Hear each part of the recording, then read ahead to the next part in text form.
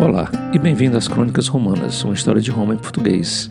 Episódio 52, César versus Vercingetorix, o cerco de Alésia, a conquista da Gália, no ano 52 a.C. No episódio anterior nós vimos como em 53 a.C., o Crasso, que era um dos membros do triunvirato do primeiro triunvirato com César, morreu numa derrota histórica contra o povo parto, o Império Parta, ali na Síria e na Mesopotâmia, e pagou com a vida pela sua ambição e pela sua ganância. Essa derrota vai ter repercussões importantes, mas antes da gente entender como é que isso aí vai levar ao fim do triunvirato e, de certa forma, ao fim da República, a gente tem que entender como é que acabou a Guerra da Gália, que o César começou há 8 anos. A gente já está acompanhando essa guerra há uns 4 ou 5 episódios, eu acho. A gente sabe que o César já estava ali há 8 anos e os gauleses estavam começando a notar que os romanos não estavam com planos de sair da Gália, né? E o César estava usando aquela tática de dividir para conquistar, ou seja, ele contava com a inimizade entre as tribos gaulesas, ia derrotando um, derrotando o outro, acabou derrotando os helvéticos, que são os suíços hoje, derrotou os belgas, derrotou várias tribos gaulesas, derrotou tribos germânicas que se passaram do Reno, foi até a Inglaterra. Então, nesses 8 anos, ele conseguiu fazer com que ele nunca tivesse que enfrentar uma frente gaulesa unificada. Isso vai mudar em 52 a.C., quando finalmente os gauleses encontram um líder no Vercingetorix que vai unificar as tribos gaulesas. Era um jovem, carismático, cheio de presença, né? Conseguiu unir as tribos que viviam brigando entre si e lançou uma estratégia ousada, né? Ele iria queimar as colheitas, né? Destruir os suprimentos e deixar os romanos morrendo de fome. Isso deu certo no começo. O exército do Júlio César, as legiões, penaram, passaram fome, ficaram muito desanimados, mas nunca desistiram, né? A gente sabe que essa qualidade romana de nunca desistir levou os romanos a muitas vitórias, inclusive quando eles estavam em desvantagem. Como eles não paravam de atacar os romanos, né, o exército de Júlio César, o Vercingetorix acabou levando o seu exército para uma cidade muralha, uma cidade murada chamada Alésia. Era uma cidade fortificada que ficava no alto de um morro. E de lá ele iria pedir ajuda, chamando todo o resto da Gália para vir socorrê-lo, tá certo? O Júlio César, em vez de atacar, né, resolveu fazer uma estratégia diferente. Ele mandou construir uma muralha para cercar a cidade murada. Para quê? Para prender os gauleses dentro da cidade, porque ele sabia que ali tinha bastante gente e não tinha comida suficiente.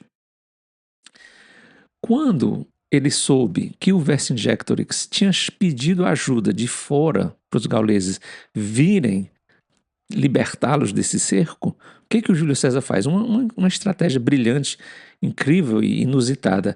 Ele constrói uma segunda muralha, tá certo? Uma muralha externa para segurar os reforços, para que eles não pudessem chegar à cidade, tá certo? Então, no meio dessas duas muralhas ficaram as legiões romanas, né? Eles tinham trincheiras, tinham torres, tinham estacas, tinham armadilhas. Então, imagina a cena, era uma fortaleza dentro de outra fortaleza, tá certo? Dentro da cidade, da Alésia, a comida acabou. Os habitantes foram expulsos. O Vercingetorix pede para que os habitantes saiam, tá certo? Mas os romanos não deixam que eles saiam. Então eles ficam presos entre os dois lados, sem salvação. Foi uma coisa muito cruel, na verdade.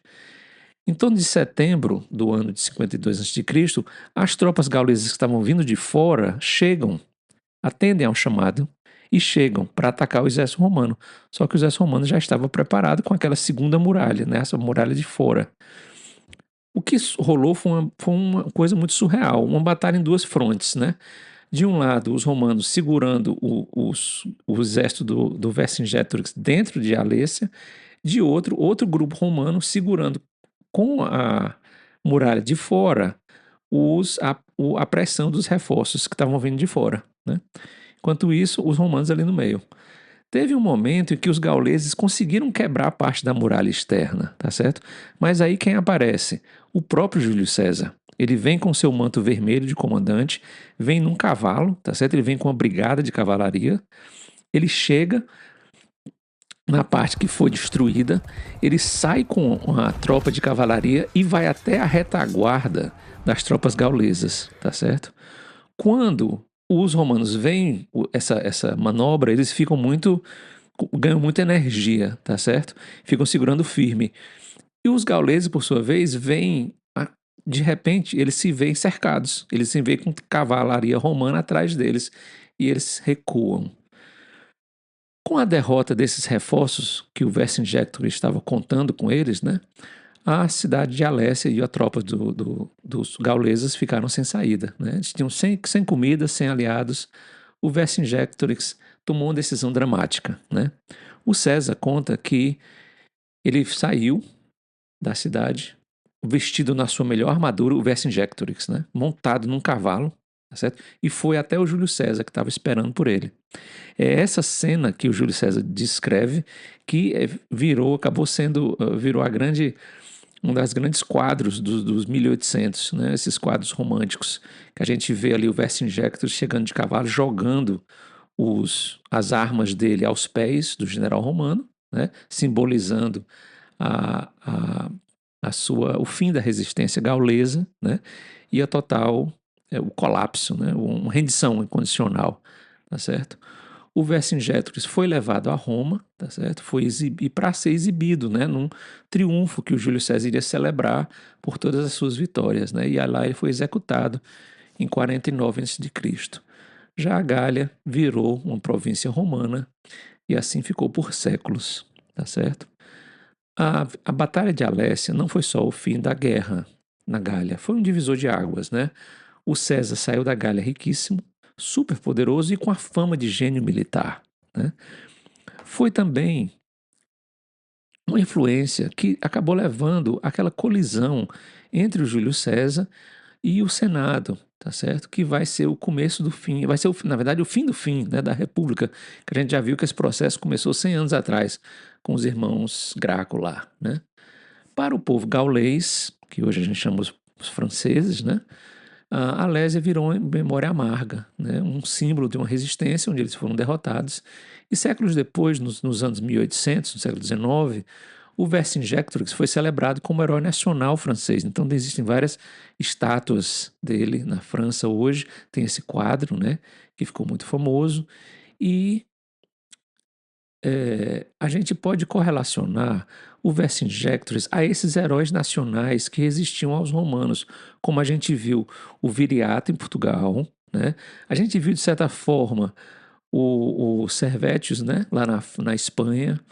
A gente viu o próprio Aníbal, né, que serve de exemplo de resistência até hoje. E a gente viu também agora o Vercingetorix como símbolo de resistência francesa, do que hoje a gente é a França.